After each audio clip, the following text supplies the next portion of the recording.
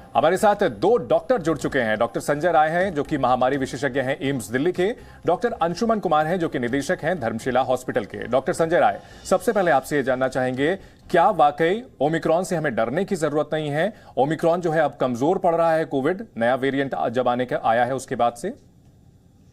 देखिए, अगर जिस समय 24 नवंबर को पहली बार साउथ अफ्रीका ने रिपोर्ट दी थी WHO को, 2 दिन में वेरिएंट ऑफ कंसर्न कहा गया। उस समय भी मैंने कहा था, आपके ही चैनल पे कहा था कि जो दुनिया से रिपोर्ट मिल रही है, हमें एविडेंस पे विश्वास करना चाहिए, साइंस पे विश्वास करना चाहिए। और ये दर्शाता है जो भी साक्ष्य है आज की डेट तक कि यह जो है माइल्ड है, हाईली इन्फेक्शियस है।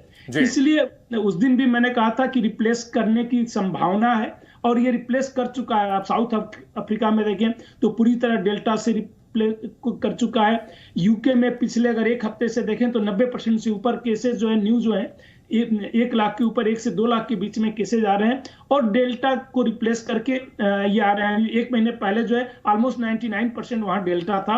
आज की डेट में 93-94% जो है ओमिक्रॉन है। लेकिन सीवियरिटी नहीं बढ़ी है, बेड नहीं बढ़ा, इंसिडेंटल है। हिंदुस्तान में भी जो अभी आपने दिल्ली में 5 बेड दिखाए, इसमें ज्यादा इंसिडेंटल है। कुछ केसेस को मैं जानता हूं कि जो पहले से ऑलरेडी एडमिटेड थे, वेंटिलेटर पे थे, अभी कल पॉजिटिव आए हैं। तो बहुत ही माइल्ड है और ये अच्छी बात है। अभी तक को जो एविडेंस है, कल अगर होता है तो देखें, इसमें घबराने की जरूरत नहीं है। हमें तो सबक लेना चाहिए जो दुनिया में एविडेंस है इस समय, उससे सीख लेनी चाहिए। ठीक है जी। डॉक्टर अंशुमन, अगर ओमिक्रॉन की बात की जाए तो इसके लक्षण जो कोविड के दूसरे वेरिएंट हैं उससे कितने अलग हैं, कैसे अलग हैं?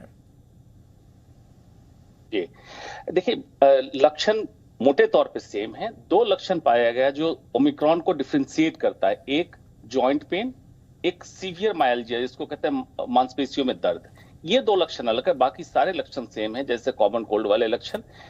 संयोगवश क्या है, ओमिक्रॉन का 70% वायरल लोड गले में रेप्लिकेट करना है, मतलब थ्रोट में जहां से आरटीपीसीआर का सैंपल लेते हैं। बचे खुचे जो वायरस पहुंचते हैं उनके फेफड़े में मल्टीप्लाई करने की ताकत 10 गुना कम है डेल्टा के कंपैरिजन में, इसलिए लंग इंजरी नहीं हो रही है, इसलिए आपको आईसीयू वेंटिलेटर की जरूरत नहीं हो रही। अच्छी चीज है। 50 दिन में साउथ अफ्रीका में केसेस डाउन होने लगे। तो ये माना जाता है मेडिकल साइंस में, चाहे वो कैंसर सेल हो या वायरस हो, जितनी तेजी से रेप्लिकेट करेगा उतनी जल्दी ये सुसुप्तावस्था में चला जाएगा। तो ये भी हमारे लिए पॉजिटिव है। और वर्ल्ड वाइड वैक्सीनेटेड पॉपुलेशन में भर्ती की दर अस्पताल में वेंटिलेटर की जरूरत या ऑक्सीजन की जरूरत ना के बराबर है। हमारे हिंदुस्तान में वैक्सीनेशन ठीक ठाक। डॉक्टर संजय राय तो वैक्सीन के पीआई थे, तो अच्छा है प्रोटेक्ट लेवल। ठीक है। डॉक्टर राय, अगर किसी शख्स की रिपोर्ट पॉजिटिव आती है तो उसे क्या करना चाहिए? क्योंकि कोरोना रिपोर्ट जब पॉजिटिव आती है तो अक्सर मरीज हड़बड़ा जाते हैं, घबराने लगते हैं। अभी जो केसेस पॉजिटिव आ रहे हैं उन्हें क्या करना चाहिए? अभी जो सबसे ज्यादा जरूरी है कि वह जो है अपने आप को आइसोलेट कर ले जितना जल्दी हो सकता है। कोई भी हल्के से अगर सर्दी जुकाम के भी सिम्टम आते हैं, क्योंकि इसके सिम्टम सर्दी जुकाम जैसे ही, तो फर्स्ट जरूरी है अपने आप को आइसोलेट कर लेना और उसके बाद टेस्ट को, लोगों से थोड़ी दूरी मेंटेन रखें। और टेस्ट अगर करा लिए पॉजिटिव आ गया तो भी ठीक है, अगर टेस्ट कराया है, सर्दी जुकाम के लक्षण आ रहे हैं तो भी आइसोलेट करें और अपना टेस्ट दे दें।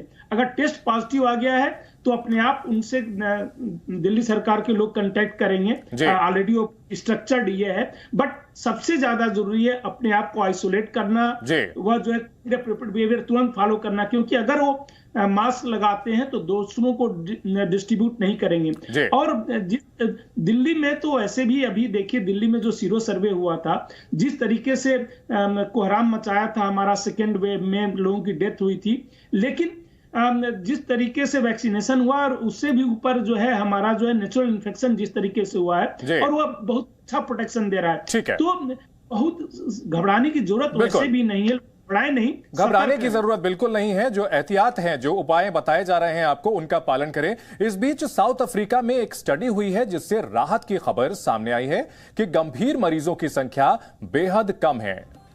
जो मरीज कोविड संक्रमित भी हुए ओमिक्रॉन से, उनमें गंभीर मरीजों की संख्या बेहद कम है। ओमिक्रॉन संक्रमितों में ज्यादा एंटीबॉडी पाई जा रही है। वैक्सीन के मुकाबले 14 गुना ज्यादा एंटीबॉडी उन मरीजों में पाई जा रही है जो कि ओमिक्रॉन वेरिएंट से ठीक हो रहे हैं। वहीं डेल्टा वेरिएंट के मुकाबले इससे नुकसान कम है और डेल्टा वेरिएंट को खत्म कर सकता है ओमिक्रॉन। जैसे कि बात भी हो रही है कि ये अब डोमिनेंट वेरिएंट हो सकता है और ये स्टडी काफी राहत देने वाली है। डॉक्टर अंशुमन, निश्चित तौर पर हमें यह समझना होगा कि अब ओमिक्रॉन जो है काफी तेजी से फैल जरूर रहा है, लेकिन यह धीरे धीरे डेल्टा को खत्म भी कर रहा है।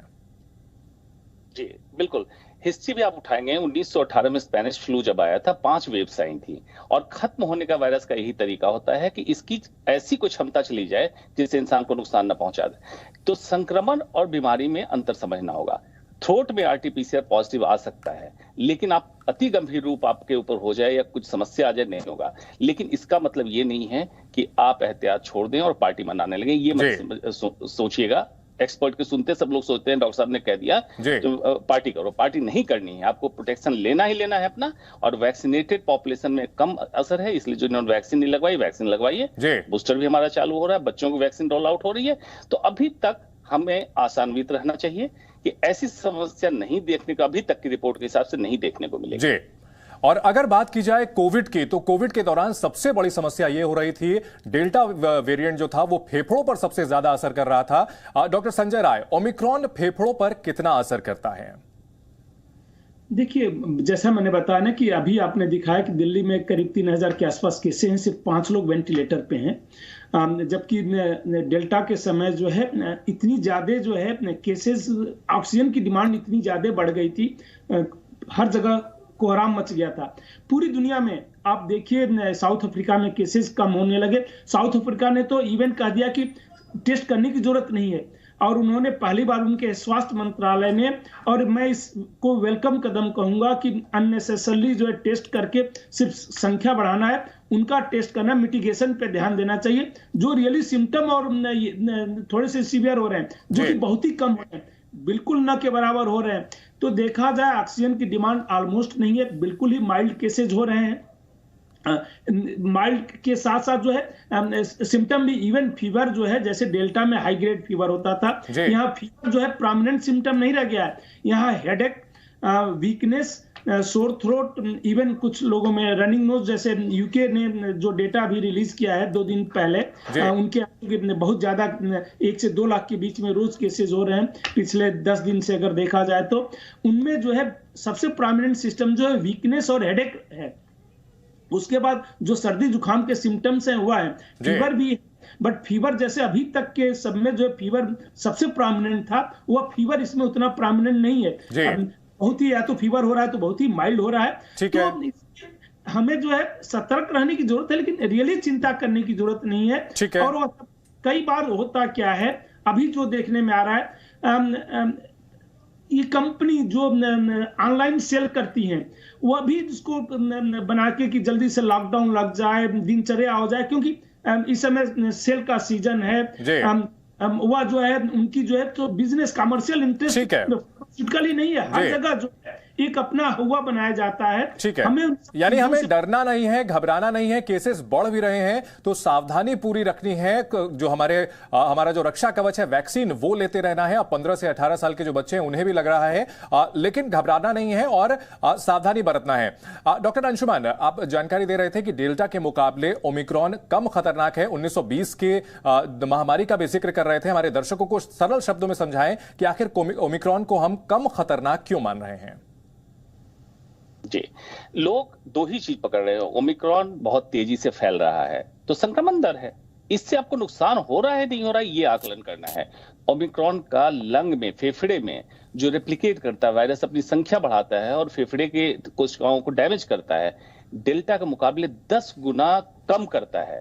तो बॉडी को इतना समय मिल जाता है कि एंटीबॉडी लेवल तैयार कर ले और फेफड़े को डैमेज होने से पहले वायरस को न्यूट्रलाइज करके बाहर फेंक दे।